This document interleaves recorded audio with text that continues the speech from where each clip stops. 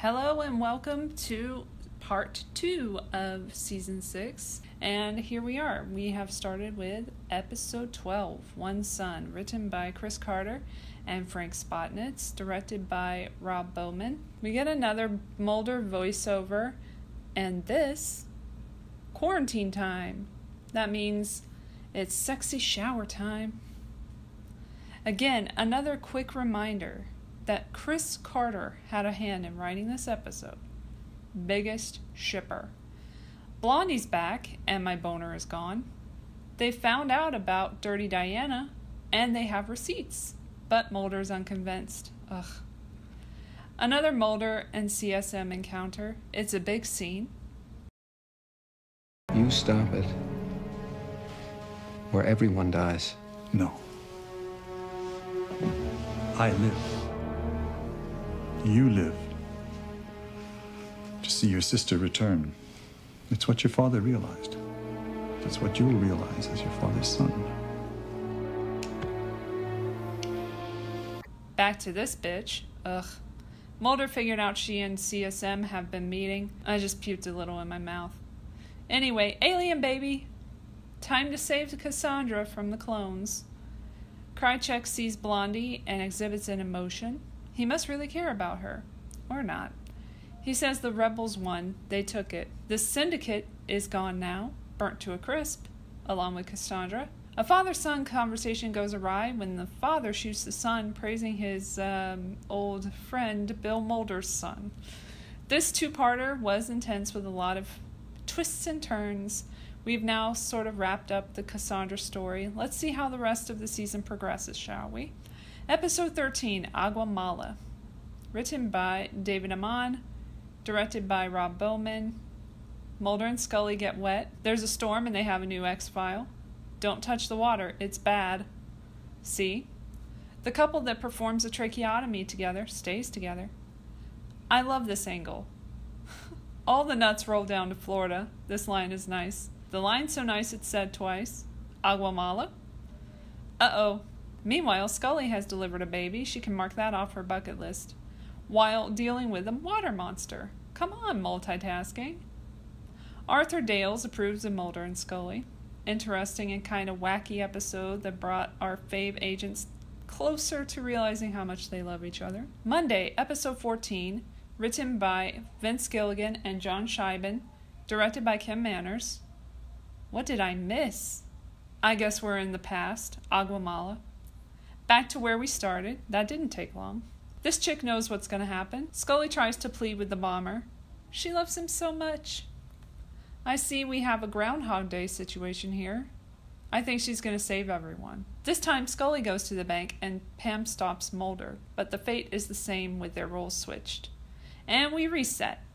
She tries to warn Scully and Mulder both this time. Deja vu. No warning this time. He remembers the bomb. Yay! He saves everyone.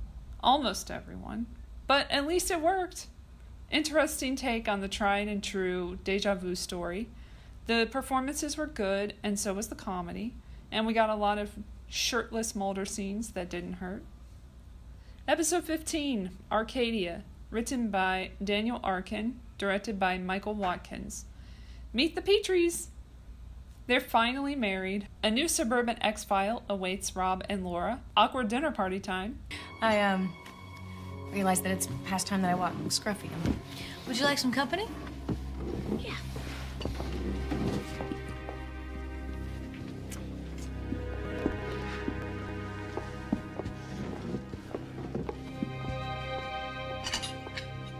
Time to test the neighborhood rules. Product placement? Mulder believes, and Scully doesn't. What else is new? Let's get to the bottom of this Petrie style. Mulder's right again. Shocker. Beware the Ubermensch. This is an episode that inspired other similar stories about naughty neighbors. It's kind of iconic. Good shit. Alpha, episode 16. Can we talk about Alpha? Can we talk about it? We need to talk about it. Let's talk about it. Okay. Jeffrey Bell wrote it. Peter Merkel directed it. What's in the box? It's not a dog. Enhance! Scully's jealousy is kicking in. He only has eyes for you. This episode was okay, but didn't make much of an impression on me. It's basically about a shapeshifter, which we've seen so many times before. It doesn't do anything very new with the premise, and this chick was boring as hell. Almost put me to sleep. Laughable that Dana would feel threatened by her. Moving on to Trevor, episode 17. Written by Jim Guttridge and Ken Harlew. I tried. Directed by Rob Bowman. He's hard to kill. Mulder thinks that he can walk through solid objects. He's right, as usual. Scully figures out the rest, which is part of why they're such a great team. This episode was slightly more entertaining than the last one. So far, I'm not too impressed by the last part of season 6, but let's see what happens. Luckily, it gets better in Milagro, episode 18. One of my favorites. Story by John Scheiben and Frank Spotnitz. Teleplay by Chris Carter. Directed by Kim Manners. Do not fall for this one, Dana. Irene! What is it with the cast of 2 guys and a girl on this show? When's Trailer showing up? Trailer Howard. She cured his writer's block, and he's stalking her now. I'm taken with you. That never happens to me, he says. Well, he tried. This is awkward. He's writing fan fiction. What would her partner think of her? More than he thinks of you. Everyone sounded so seductive in this beautiful episode. It was oddly relaxing and slightly unsettling, which matched the story. I appreciate that. It's another one that brings up the possibility of Mulder and Scully being more, with the added complication of the murderous writer next door. I did not even mean to make that rhyme, but hey, it works. More exploration of that subject is to come. Episode 19, The Unnatural. Written by David, directed by David, the one and only David. Our first ever David Duchovny written and directed episode, and it's about baseball and aliens, 2 of Mulder's favorite things. There's a lot of moldy moments in here too. He writes them so well. Meet the other Arthur Dales. He's his brother. That's where the story comes from. To the past we go with Arthur Dales and the Roswell Greys. Oh. All the great ones are aliens. They're all aliens, Mulder. Cool cameo. Yep, he's definitely an alien. Is it weird that I kind of ship them? They want me to, though. It's not my fault. I mean, come on. Cool transition. More flirting with these 2. Then he dies.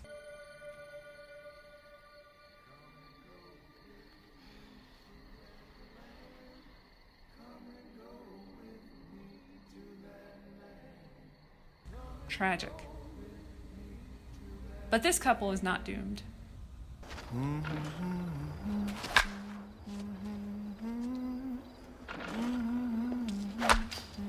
So, I get this message marked urgent on my answering service from one Fox Mantle, telling me to come down to the park for a very special, very early or very late birthday present. And Mulder, I don't see any nicely wrapped presents lying around, so what gives?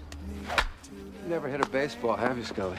No, I guess I have found more necessary things to do with my time than slap a piece of horsehide with a stick. Get over here, Scully.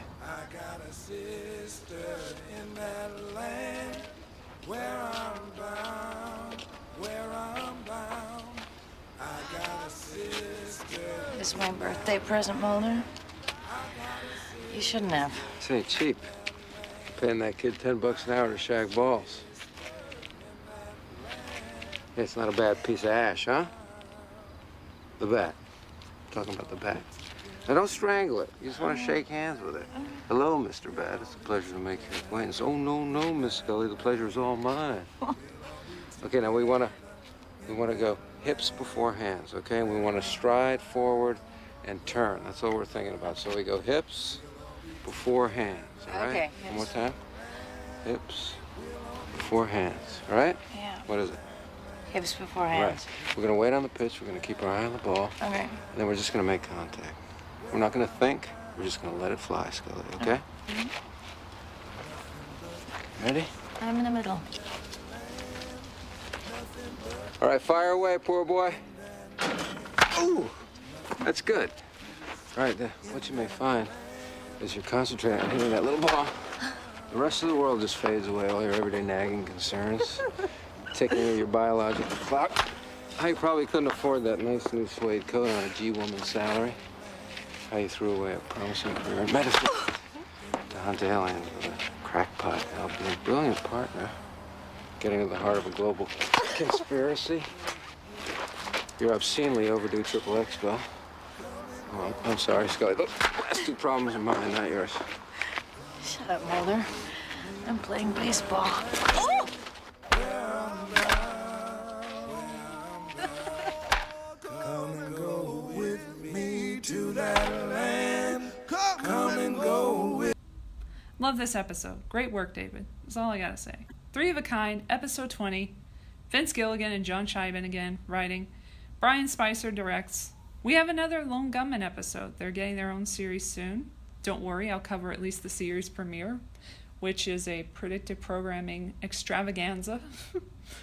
DEF CON time, and they're playing Texas Hold'em. I want to play too, but not with defense contractors. But our men have some tricks up their sleeves. It's a shame Byers sucks at poker, though. Y'all are wrong for this.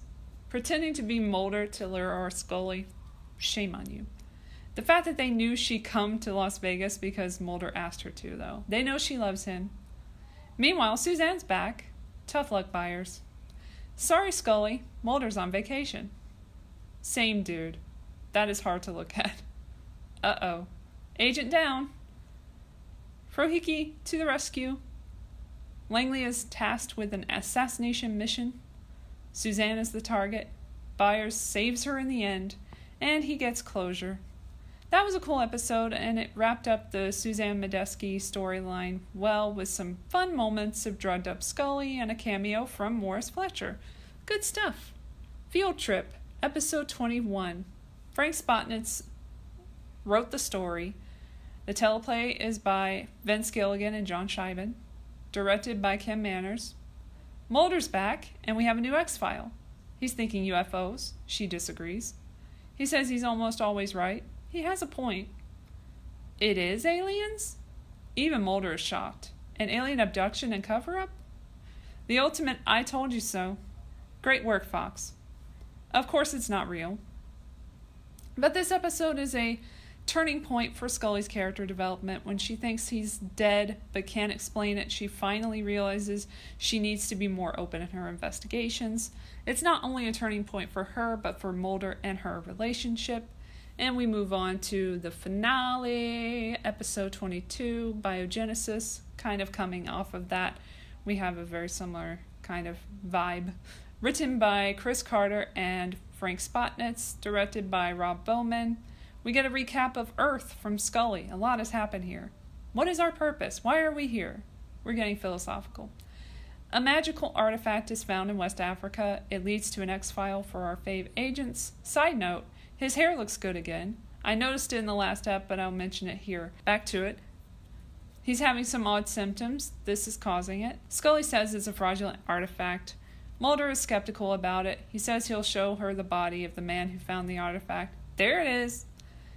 Krychek's back, and he's got the tape. Scully struggles to believe in the alien artifact. She checks in with Fox, who's with Valley. Ugh, our girl isn't happy, and neither am I. She still ain't shit. Scully knows it. She wants to protect Mulder, so she discovers the truth for him. Cue the clip. Sindo tuliona. Sindo tuliona.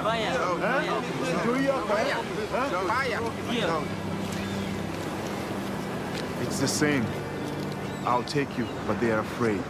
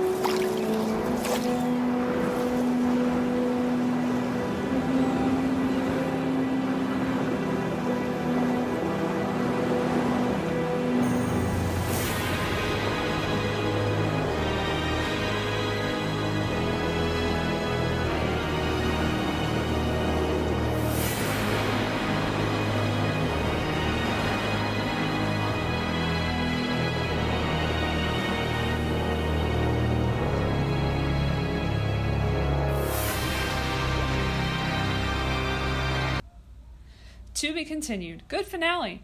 Mulder is psychotic, and the alien history of our civilization is getting revealed. Let's see how it all shakes out in season 7. Top 5 episodes. Number 5, Two Fathers. It was just a really all-around good episode. Fairly good first part to a two-parter. Had a lot of things going on with the aliens and Cassandra and everything. It was nice to see all the pieces coming together. And then they really come together in number 4, which is the conclusion. One son. Which, of course, is ahead of that, because I always like the second one better. And, you know, this one's no exception. It's just magical. It's just so good. It ends so well.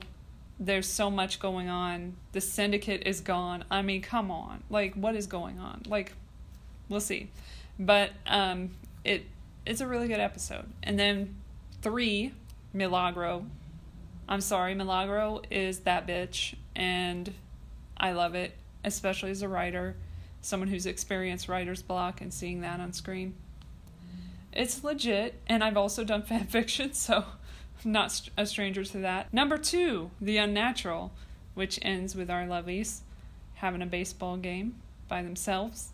Well, with a kid throwing the balls, but still, you know, it's a very romantic moment, and shows that they are not just friends anymore, and we'll see that explored in the future episodes.